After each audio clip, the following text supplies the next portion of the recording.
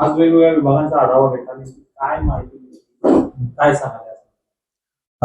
मी मनोज ओतारी, प्रादेशिक परिवहन अधिकारी या पदावर 22/6 रोजी या पदावर पदभार स्वीकारलेला आहे आणि पदभार स्वीकारल्यानंतर आमच्या कर्मचाऱ्यांचा संप असल्यामुळे 2 दिवस कर्मचाऱ्यांच्या संपामुळं मला कार्यालयातली सद्यस्थिती काही घेता आली नाही.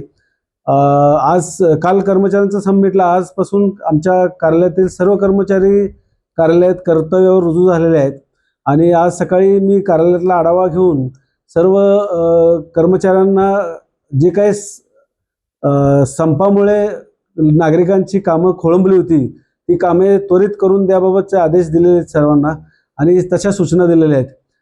या संदर्भात आमच्या कर्मचाऱ्यांनी सुट्टीच्या दिवशी येऊन सुद्धा काम आटपून नागरिकांची कामं जलद गतीनं निपटारा करण्याचं आश्वासन दिलेलं आहे. त्याचबरोबर साहेब, आज कोल्हापूरमध्ये रुजू झाल्यानंतर आज आपण आढावा घेतला. कोणकोणत्या नेमक्या गोष्टींचा आढावा घेतला, कुठल्या डिपार्टमेंटला काय माहिती घेण्यात आली आणि काय सूचना देण्यात? आता फक्त माझ्या कार्यालयातला जे काही स्टाफ आहे त्यांची एकतर बेसिकली ओळख करून घेतली मी आणि कोणत्या विभागामध्ये काम करतात याबाबत माहिती घेऊन त्या विभागाची काय पेंडन्सी आहे आणि कागदपत्र जे काही पेंडिंग आहे ते त्वरित निपटारा करण्याबाबत व जे काही पत्रव्यवहार आहेत त्याचा वेळेत निपटारा करण्याबाबत सूचना दिल्या आम्ही. त्याचबरोबर इथून पुढचा तुमचा कशा पद्धतीने कामकाज राहणार आहे याबाबत कोल्हापूरातील जनतेला मी सांगू इच्छितो की सगळ्यात महत्त्वाचा जो विषय आहे कोल्हापूरला ट्रॅफिकचा जो विषय आहे त्याबाबत मी काम करायचं निश्चित केलेलं आहे.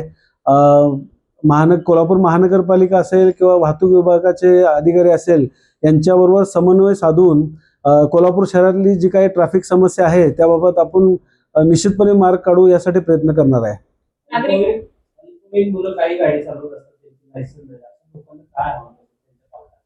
मी त्या पालकांना असं आवाहन करू इच्छितो की माननीय सर्वोच्च न्यायालयानं आदेश दिलेले आहेत की जे मुले 16 वर्षाच्या आता आहेत त्यांनी वाहने चालवू नयेत आणि जर वाहने असे चालवताना आढळून आले तर अशा वाहन मालकाच्या म्हणजे त्या पालकांच्यावर कारवाई करायची तरतूद आहे मोटर वाहन कायद्यामध्ये आणि त्या पालकांना शिक्षा सुद्धा होऊ शकते. अशा पद्धतीचे दंड प्लस शिक्षा अशा पद्धतीची कारवाई होऊ शकते. जे विद्यार्थी जे मुलं 18 वर्ष पूर्ण झालेले नाहीत अशा कोणत्याही मुलांनी वाहन चालवू नये असं मी आवाहन करतो आणि सर्व वाहनधारकांना आवाहन करतो की आपल्या पाल्यांना ज्याच्याकडे लायसन्स नाही अशा पाल्यांना आपण गाडी देऊ नये जेणेकरून रस्ते सुरक्षेच्या बाबतीत आपण सहकार्य कराल.